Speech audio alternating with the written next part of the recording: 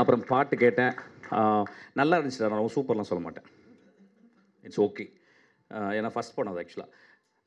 காலையில் சாப்பிட்றதுக்கு முந்தி 3 வாட்டி, மத்தியானம் சாப்பிட்றதுக்கு முந்தி 3 வாட்டி, நைட்டு தூங்க போகிறதுக்கு முந்தி 3 வாட்டி இளையராஜா பாட்டு கேளு, மியூசிக் வந்துடும். ஏன்னா அவனுடைய ஃப்ரேஸ் அந்த அந்த அந்த அந்த ஃபஸ்ட்டு ஃப்ரேஸ் வந்து இன்னும் கிளாரிட்டி வேணும். செந்தூரப்பூவே போச்சு, முடிஞ்சிச்சு, ஃப்ளாப்பு. அப்படியே எல்லாரையும் ஃப்ளாப் ஆக்கிட்டாரு. இளங்காத்து வீசுதே 3 நோட்டு தான், 4 நோட்டு 5 நோட்டு முடிஞ்சிச்சு. அது திரும்பி திரும்பி கேள் ஆக்சுவலி. அதான் சாப்பிட்றதுக்கு முந்தி சாப்பிட்டா பிறகு கேள் actually. There should be a humility. அவர் வந்து ஒரு பெரிய ஜீனியஸ் ஆக்சுவலி. அவரை பற்றி ஒரு பயோபிக் வருது. நான் ரொம்ப பார்க்க ரொம்ப ஆவலோடு இருக்கேன். Dhanush extraordinary actor. அவர் கிடைச்ச ஒரு பெரிய கிஃப்ட்டு ராஜாவாக வேடம் போடுறதுக்கு. ஆக்சுவலி ராஜாவாக யாருமே வேடம் போட முடியாது. அவர் ராஜாவாக வேடம் போடுறதுக்கு தனுஷ் கிடைச்ச ஒரு பெரிய ஒரு வாழ்க்கையின் மிக முக்கியமான உன்னதமான டைம்னு நினைக்கிறேன். I think he will score, he will do the justice. அந்த பையன் டேரக்டர் எனக்கு ரொம்ப பிடிச்ச பையன். அந்த படம் பெரிய வெற்றி படமாக வரணும்னு வச்சுருக்கேன். அதுக்கப்புறம் ராஜா சாருடைய நிறைய பயோபிக்ஸை நம்ம கண்டினியூஸாக தொடரலாம். ஏன்னா it's a vast subject. So it's a beautiful time. வேற என்ன பேசுறது? எல்லாருமே சினிமாக்காரனை பற்றி ரொம்ப மோசமாக பேசுவாங்க. அதாவது வாடகை வீடு கேட்டால் சினிமாக்காரனை கொடுக்கவே மாட்டாங்க. ஐயா, ஒரு சினிமாக்காரன் உங்கள் வீட்டில் இருந்தால் ஒரு சிவனையும் பார்வதியும் கூட்டி வச்சுருக்க மாதிரியா, ஒரு சாமியை வச்சுருக்க மாதிரி. ஏன்னா எல்லாருமே நம்ம வாழ்கிறதுக்காக தான் வந்து இருப்போம். ஆனால் சினிமாக்காரன் மட்டும் அடுத்தவங்க சிரிக்கணும், அடுத்தவங்க சந்தோஷப்படணும், தன்னை ஒரு மெழுகுவத்தி மாதிரி எரிச்சுப்பான் ஆக்சுவலாக. அதனால தான் இவ்வளோ பேர் இந்த பாப்பாவுடைய ஃபங்க்ஷனுக்கு வந்திருக்கோம் ஆக்சுவலாக. இந்த படம் பார்க்கணும். நீங்கள் நிறைய பேர் தியேட்டருக்கு போகிறதே கிடையாது. அது என்ன ப்ராப்ளம் ஆச்சுன்னே தெரியல. என்ன ப்ராப்ளம் ஆச்சு? வீட்டில் என்ன ரொம்ப நேரம் புருஷனோட உட்கார போகிறீங்களா? இல்லை ரொம்ப நேரம் பொண்டாட்டியே பார்த்துக்கிட்டு இருக்க போகிறீங்களா? ரொம்ப போர் அடிக்கலையா உங்களுக்கு? வாங்க, அவ்வளோ பெரிய ஸ்பேஸ் இருக்குது பாருங்கள். எவ்வளோ பெரிய ஸ்பேஸு, அதில் எவ்வளோ பெரிய மனிதர்கள் நடிக்கிறாங்க. ஒரு 1000 பேர் வேலை செஞ்சுருக்காங்க. உங்களுக்காக ஒரு கதை சொல்லியிருக்காங்க. நம்ம எல்லாம் காசிப்புக்குள்ளே மாட்டிட்டோம். இப்போ பார்த்தீங்கன்னா ஓப்பன் பண்ணிங்கன்னா சொன்னால் காசிப்பு எல்லாம் யூடியூப்பில் எல்லாம் முன்னால் கேமரா வச்சு உட்காந்து பேச ஆரம்பிச்சிடுறாங்க. That is not a moving subject. That is not a moving object. Cinema 24 great truths per hour. Actually great truth, 24 பொய்கள் 24 உண்மைகள் கலந்த ஒரு வினாடிக்கு. ஆக்சுவலாக சினிமா பார்க்குறத நம்ம மிஸ் பண்ணிட்டோம். ஆக்சுவலாக நாங்கள் சினிமாவை அது ஒரு கடமையாக எடுத்துக்கணும். சினிமான்றது வந்து மொழி பேசாமல் இந்த வாயும் இந்த நாக்கும் எதுக்கு? சினிமான்றது நாக்கிலேருந்து வர்றது மட்டும் கிடையாது. சினிமாலேருந்து தலையிலேருந்து வருது. சினிமாலேருந்து இளையராஜாவுடைய விரல்கள்லேருந்து வருது. சினிமா வந்து பிசி ஸ்ரீராமனுடைய கருப்பு கண்ணாடியிலேருந்து வருது. சினிமா வந்து பெரிய பெரிய லெஜண்ட்ஸுடைய எடிட்டிங்லேருந்து வருது. ஒரு 24 கிராஃப்ட்ஸை ஒரே டைமில் பார்க்குது. நம்ம தமிழ்நாட்டில் பார்த்தீங்கன்னா இப்போ வெளிநாடுகளில் போகும்போது நிறைய நம்மளுக்கு வந்து ரெக்ரியேஷன்ஸ் இருக்குது. ஃபார் எக்ஸாம்பிள் பார்த்தீங்கன்னா வந்து ஒரு கிரேட் மியூசியம்ஸ் இருக்குது. இப்போ பிகாசோ போய் பார்க்கலாம். இங்கே பார்த்தீங்கன்னா உங்களுக்கு வந்து இப்போ ஒரு ஆதிமூலத்துக்கோ மருதுக்கோ ஒரு எக்ஸிபிஷன் கிடையாது. இங்கே ஒரு கேலரி கிடையாது. இங்கே வந்து கான்செர்ட்ஸ் கிடையாது. அங்கே ஒரு கான்செர்ட்ஸ் இருக்குது. ஏதாவது ஷூபைடுடைய கான்செர்ட்டோ, ஷாப்பானோ, பீத்தாவோனோ, பாக்கோ, ஏதாவது ஒரு கான்செர்ட்ஸ் இருக்கும். வெளிநாடுகள் இங்கே கிடையாது. இங்கே எல்லாத்தையும் சேர்த்து சினிமா ஒன்று தான் இருக்குது. எல்லா பீத்தாவோன், ஷூபர்ட்டு, ரஹ்மானினோவ், ஷஸ்டகோவிச் எல்லாத்தையும் இளையராஜா தலைக்கில் வச்சுருக்காரு. எல்லா ஃபோட்டோகிராஃப்ஸு, எல்லா பெஸ்ட்டு விஷுவலையும் பிசி ஸ்ரம் ஸ்கூலில் வந்த அந்த அந்த அந்த அந்த அந்த சினிமாட்டோகிராஃபர்ஸ் தலையில் வச்சுருக்காங்க. எல்லாருமே மிகச்சிறந்த டேரக்டர்ஸ். வெற்றிமாறன் வந்து நான் 3 நாளுக்கு முந்தைய பேசினேன். இது ஒரு முக்கியமான இதுவாக நான் பதிவு பண்ணணும்னு வச்சுக்கிறேன்.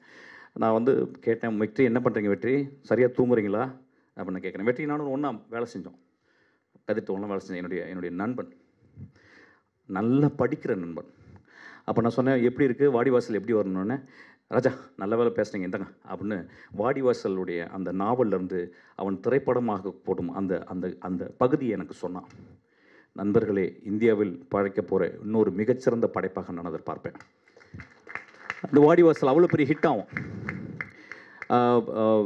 எக்ஸ்ட்ராடினரி ஆக்டர் வந்து சூர்யா. ஆனால் வாடிவாசலுக்கு அப்புறம் he is going to become a legend actually. அந்த மாதிரி ஒரு பியூட்டிஃபுல்லான ஒரு கதையை வெற்றிமாறன் சொன்னான். நான் ஏன் அவங்கள்ட்ட பகிர்ந்துக்கிறேன் அப்படின்னா, சினிமா அவ்வளோ அலாதியானது. ஒரு சினிமாவை போய் தேர்ந்தெடுத்து பாருங்கள். சில நேரங்களில் வந்து இந்த மாதிரி படங்களில் போயிட்டு நம்ம பார்க்க வேணுன்ற ஒன்று பார்க்குங்க. சினிமா நீங்கள் போடும் தானம் ஞாபகம் வச்சுக்கோங்க. தானத்தை நிப்பற்றாதீங்க. நிறைய பேர் வீட்டிலே உட்காந்து படங்கள் பார்க்குறீங்க. வீட்டில் உட்காந்து எப்படி படம் பார்க்க முடியும்? வெங்காயம் வெட்டிக்கிட்டே படம் பார்ப்பீங்களா?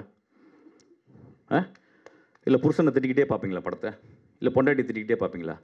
சினிமான்றது இங்கேருந்து போகும்போது அழகாக ட்ரெஸ் பண்ணிட்டு பெர்ஃப்யூம் அடிச்சுட்டு இங்கேருந்து ஒரு காரில் போயிட்டு உட்காந்துட்டு குழந்தைங்களோட உட்காந்துட்டு பாப்கார்ன் வாங்கிட்டு பஃப் வாங்கிட்டு உட்காந்துட்டு அப்படி அண்ணாந்து பார்த்தா நிறைய நாதலெல்லாம் வரும். அதெல்லாம் பார்த்துட்டு புருஷன்ட்ட பக்கத்தில் எனக்கு அந்த நகையை வாங்கி கொடுங்கன்னு சொல்லுங்கள், எல்லாம் பண்ணுங்கள். அதுக்கப்புறம் ஒன்று போடுவான் ஒருத்தன். அண்ணாந்து பார்க்கக்கூடிய விஷயம் கடவுளுக்கு அப்புறம் சினிமா மட்டும்தான். நான் என் சினிமாவுக்கு மட்டும் பேசலை, எல்லா சினிமாவுக்கும் பேசுகிறேன். சினிமா பார்க்குறதே நீங்கள் மந்த்லி ஒரு எக்ஸ்பென்ஸ் ஒரு படம் ஒரு குடும்பத்தில் ஒரு 5 பேர் வீட்டில் போய் பார்க்கலன்னா அது குடும்பமே இல்லைன்னு நான் சொல்லுவேன். கோவிலுக்குலாம் போகாதீங்க, படத்துக்கு போங்க. கோவில் போனால் பாவம் பண்ணுறவங்க தான் வேணா. கோவிலுக்கு போனால் ஈஸியாக சொல்லிடுறேன், சார் நான் அடுத்த பாவம் பண்ண போகிறேன், கொஞ்சம் மன்னிச்சுங்க, பாவம் பண்ணிட்டேன் அதையும் மன்னிச்சுங்க அப்படின்னு சொல்கிறோம். சினிமாவில் அப்படி கிடையாது. போய் சிரிக்க போகிறீங்க, அழாதியை ரசிக்க போகிறீங்க, அழ போகிறீங்க. டியர் டெக்ஸ் ப்ராக்டிஸ் யாராவது பண்ணுறீங்களா? நீங்கள் எக்ஸசைஸே பண்ணுறதில்ல, வெறும் தம்பிள்ஸ் மட்டும் அடிச்சுக்கிருக்கோம். நம்ம டியர் டெக்ஸை ப்ராக்டிஸ் பண்ணணும், சிரிக்கிறதுக்கு ப்ராக்டிஸ் பண்ணணும், மனம் விட்டு சிரிக்கணும். 1000 பேர் உட்காந்துருப்பான், பக்கத்தில் யாருன்னே தெரியாது, அவனை பார்த்து சிரிப்பீங்க, அவன் விசில் அடிப்பான், நீங்கள் விசில் அடிச்சு அவனை கட்டி பிடிப்பீங்க. சினிமா ஒரு பெரிய கம்யூனல் பார்ட்டிசிபேஷன். சினிமா ஒரு பெரும் கடலில் பயணப்படுற ஒரு பெரிய கப்பலில், நம்ம எல்லாம் ஒரு டைட்டானிக் மாதிரி கப்பலில் போய்கிட்டு இருக்க ஒரு விஷயம். அது மூழ்குனா கூட பரவாயில்ல. மூழ்குனா தான் ஜாக் கிடைப்பான், மூழ்குனா தான் ரோஸ் கிடைப்பான். அதுவும் சினிமா தான். நம்ம காலையிலேருந்து எப்படி நான் ரொம்ப முக்கியமான ஒரு விஷயம், cinema director is not just a director, is also social scientist. நான் ஒரு படத்தை என் அசிஸ்டன்ட் டைரக்டர் சொல்ல முடியாது, நீங்கள் என்ன படம் தான் நான் என்னுடைய அசிஸ்டன்ட் டைரக்டருக்கு சொல்கிறேன், டேய் நீ போயிட்டு நெட்ஃப்ளிக்ஸில் ரிப்ளே அப்படின்னு ஒரு சீரிஸ் வருது, அதை பாடுறா, உனக்கு அதுதான் கரெக்டாக இருக்கும், நீ அந்த ஃபில்ம் மேக்கிங் பண்ணுண்டா. 1955 வந்த படம் டேலண்டட் மிஸ்டர் ரிப்ளே அப்படின்னு சொல்லிட்டு பேட்ரிஷியா ஹைஸ்மித் எழுதின ஒரு நாவலுடைய 1955 வந்த படத்தை இப்போ ரீமேக் பண்ணியிருக்காங்க. சினிமாவுக்கு வர்ற அசிஸ்டன்ட் டைரக்டர் வர்ற ஆசைப்படுறவங்க ஷார்ட் டிவிஷன்ஸ்னால் என்னன்னு சொல்லிட்டு அந்த சீரீஸ் போய் பாருங்கள், ரிப்ளி அப்படின்ற ஒரு சீரீஸ். அந்த படம் ஒரு கெட்டவனை பற்றி, அது 8 எபிசோட் எடுத்துருக்காங்க. கெட்டவனை பற்றி, கெட்டவன் கெட்டது செஞ்சுக்கிட்டே இருக்கான், அவன் மனசாட்சி உறுத்திக்கிட்டே இருக்கு. கடைசியில் எப்படி முடியுதுன்னு பாருங்கள். வாழ்க்கையினுடைய ஐரணியை அதில் பார்க்கலாம். அதோடைய ஒன் ஆஃப் த பெஸ்ட் ஃபார்மாக நான் பார்க்குறேன். இப்போ நான் பார்த்த எக்ஸ்ட்ராடனரி. இப்போ ஒன்றும் இல்லை, இப்போ மஞ்சுமால் பிரதர்ஸ் இவ்வளோ பெருசாக ஓடுறதுக்கு, மஞ்சுமால் பாய்ஸ் இந்த படம் ஓடுறதுக்கு காரணம் என்ன? ஒரு மனிதனுக்கு ஆபத்து, அந்த மனிதனை சுற்றி இருக்க நண்பர்கள், அந்த மனிதர்களை விட்டு கொடுக்கல, அந்த குழந்தைகள், அந்த நட்பு. அதிகமாக கான்ஃப்ளிக்ட் இருக்கிற இடத்துல தான் சினிமான்ற ஃபார்ம் உருவாகுது. அதனால தான் Manjummel boys one of the biggest hit. Actually நான் வர்ற இளைஞர்களுக்கு அதான் சொல்லுவேன். இப்போ நம்ம நிறைய சொல்கிறோம், இப்போ என்ன படம் ஓடும், எது படம் ஓடும். ஒரு சினிமா அப்படின்றது எல்லா காலகட்டத்திலையும் ஒரு குழந்தையை பெற்றெடுக்கும் தாயை போல வலி இருக்கத்தான் செய்யும், அதை சுமக்கணும். ஸோ வர்ற ஜெனரேஷன்ஸ் எப்பொழுதுமே சினிமா பார்த்து இப்போ என்ன ட்ரெண்டில் இருக்குது அதை பற்றி கவலைப்படாதீங்க. நீ உண்மையாக கதை சொல். உண்மையாக கதை சொல்லணும்னா என்ன? உண்மையாக சினிமா கற்றுக்க. நிறைய பேர் சார் நான் சின்ன வயசுலேருந்து படம் பார்ப்பேன், அது ஒரு காரணம் இல்லை சினிமா பண்ணுறதுக்கு.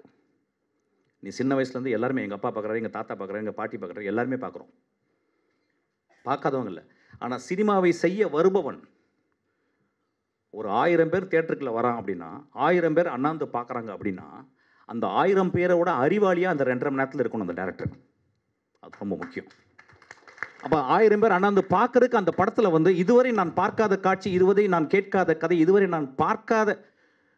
நான் யோசிக்காத விஷயங்களை சினிமாவில் சொல்லணும்னு கேட்குறான். அதனால தான் 150 ரூபா கொடுக்குறாங்க. So cinema was most challengeable thing. நான் சினிமாவில் தான் சொன்னேன், நான் எப்பயுமே சொல்லுவேன், ஒரு அசிஸ்டன்ட் டைரக்டர் சினிமாக்குள்ளே வரான், ஒருத்தன் டான்ஸராக சினிமாக்குள்ளே வரான், ஒரு மியூசிக் டைரக்டர் ஒருத்தன் சினிமாக்குள்ளே வரான் அப்படின்னு சொன்னால் அவன் ஏற்கனவே கடவுளால் ஆசீர்வதிக்கப்பட்டவன். அவன் ரொம்ப ஈஸியாக போயிட்டு நான் அந்த வேலை செஞ்சுக்கிறேன், இந்த வேலை செஞ்சுக்கிறேன், ஈஸியாக போயிட்டு காலையில் 5 மணிலேருந்து நான் காலையில் 8 மணிலேருந்து நான் சாயங்காலம் 5 மணி வரைக்கும் ஒரு வேலை பண்ணேன்னு சொல்ல. நான் எரிந்து போகும் வரை, இறந்து போகும் வரை நான் சினிமாவில் எதை படைக்கணும்னு ஆசைப்பட்றேன். சினிமா மட்டும்தான் படைத்தலுக்கு உரியது. அதனால தான் சினிமாக்காரன் கடவுள்னு சொல்லுவாங்க. ஸோ சினிமாவை பார்ப்பவர்களும் ஒரு பெரிய கடமை இருக்குது. ஸோ சினிமாவில் நீங்கள் பார்க்க வரீங்க, நான் சொல்லுவேன் ஆக்சுவலாக சிவன்னா யாருக்கு தெரியும் நம்மளுக்கு? சிவன்னா நம்ம சிவாஜி மட்டும்தான் சிவன்னு தெரியும். திருவிளையாடலில் நம்ம சிவனை எப்போ பார்ப்போமான்னு எனக்கு தெரியல ஆக்சுவலாக. ஆனால் நம்ம சிவாஜியை நம்ம திருவிளையாடலில் பார்த்துருக்கோம். அம்மா அப்படின்னா அந்த காலத்தில் கண்ணாம்பான்னு ஒருத்தங்க இருந்தாங்க. அவங்கள தவிர அம்மாவை நான் பார்த்ததே கிடையாது. அதுக்கப்புறம் அவங்க நிறைய பேர் அதுக்கப்புறம். ஸோ சினிமா பார்த்தல் அப்படின்றது வந்து அதை சொல்லுவாங்க, ஒரு என்டர்டெயினுக்காக போகிறோம். இல்லை, it not only entertains, it elevates you. It elevates you. ஒரு நல்ல திரைப்படத்தை பார்க்கும் பொழுது நானும் அந்த இயக்குனரும் நானும் அந்த மகா கலைஞர்களும் கைகோர்த்து நடக்கிறோம். இந்த படம் அப்படி இருக்கணும்னு நான் ஆசைப்பட்றேன். இந்த படம் ஓடணும்னு நான் ஆசைப்பட்றேன்.